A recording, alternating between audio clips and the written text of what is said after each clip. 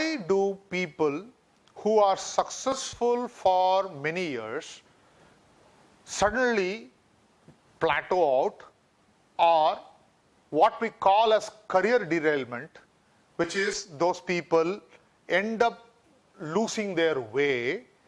This is a key question we have to ask. It can happen to all of us. But why does that happen? Just sit back and reflect that one of the problems I've observed with most successful people, especially people in leadership at all levels, is that they stop learning.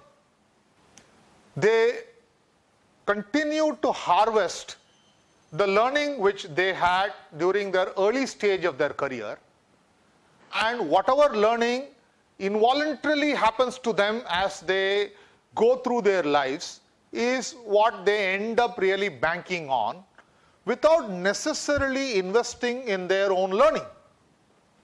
So development orientation in leadership is about investing in our own learning and investing in other people's learning.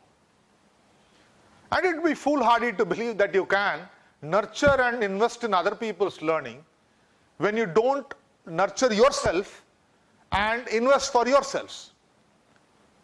This is almost like being a coach of a football team, but you are not up to date with the game of football, and you are also not a very fit person. When you are not somebody who is fit and up to date with the game of football, how do you expect that you would be able to really shape your football team and help them achieve outcomes you and they desire for their teams? So the starting point for development orientation is always ourselves.